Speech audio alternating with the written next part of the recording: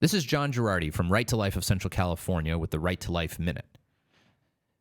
This January 22nd is the 47th anniversary of the Roe v. Wade Supreme Court decision, which mandated legalized abortion for all 50 states. And I thought I would read for all of you, for our YouTube channel, a little essay I wrote on Norma McCorvey. Norma McCorvey, who was the famous Jane Roe. So here's my little essay, a sort of tribute to her life that I wrote after her passing in 2017. In February of 2017, a Texas woman named Norma McCorvey passed away. You probably know her better as Jane Roe, the woman whose lawsuit brought about the Supreme Court decision Roe v. Wade.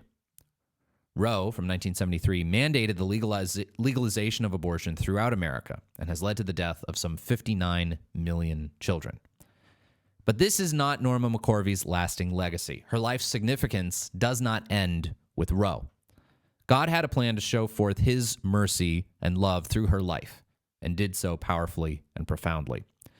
Norma lived in Texas, and back in 1969, she became pregnant with her third child at the age of 21.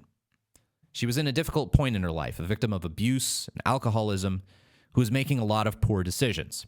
She sought an abortion, even though the practice was illegal in Texas at the time. A group of lawyers learned about Norma, and they asked her to be a plaintiff in a lawsuit to legalize abortion.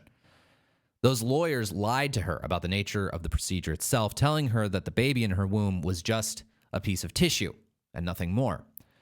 After her initial involvement, she became totally disengaged from her own case. Her lawyers rarely ever talked to her. She never actually testified in court.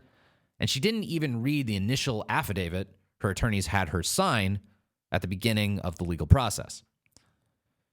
The small beginnings of this lawsuit would have a drastic effect, as the Supreme Court ultimately swept away the laws of all 50 states to mandate legalized abortion for all 9 months of pregnancy and for any reason. America still suffers from that decision today, with almost 1 million children aborted every single year. After the Supreme Court issued Roe, Norma publicly admitted that she was the famous Jane Roe. And this led to the beginning of a very odd public life in the 1980s and 90s when she became a public advocate for legalized abortion. She would give speeches in favor of the pro-choice cause, and she eventually began to work for an abortion clinic in Texas.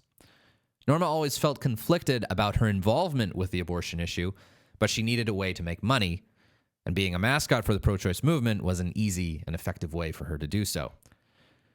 Now, providentially, that clinic shared the same office space as a pro-life pregnancy center. This resulted in Norma beginning to interact with some of the pro-life clinic workers, at first with a lot of hostility, but eventually with growing respect. One of the pro-life clinicians had a young daughter who made a very profound impression upon Norma.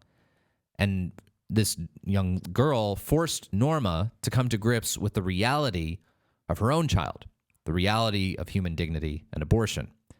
This girl's family convinced Norma to return to an active practice of the Christian faith, which ultimately led to Norma's reception into the Catholic Church. Following this conversion, Norma's life direction changed utterly. She rejected her involvement with the pro-choice movement, and she became an advocate against the very case that bore her assumed name. In fact, she even tried unsuccessfully to get her case, Roe v. Wade, overturned, and worked tirelessly with various national pro-life organizations throughout the rest of her life. Now, what about that child, that unborn child who was called a piece of tissue? The child with whom Norma was pregnant in 1969, the child that prompted the Roe v. Wade lawsuit. Well, abortion wasn't legalized in time for Norma to abort that child, and in fact, Norma chose life for that child. She gave this child, a girl, up for a closed adoption. And to this day, nobody knows who that woman is. She's in her 40s now, and she is, today, probably still completely ignorant of the circumstances of her birth. In his providence, God spared her, and perhaps, in some small way, he spared her as a symbol of hope for those of us who are fighting for the cause of life. Norma's story is a powerful one. It reveals, first of all, the mercy of God. Norma lived a very difficult life where she suffered greatly from abusive relationships, alcoholism, sexual promiscuity. She was a very grave sinner who was manipulated by powerful forces to achieve incredibly evil goals. But God is merciful. The Good Shepherd leaves his 99 sheep to seek after the one who is lost. The pro-life movement must always be centered in love.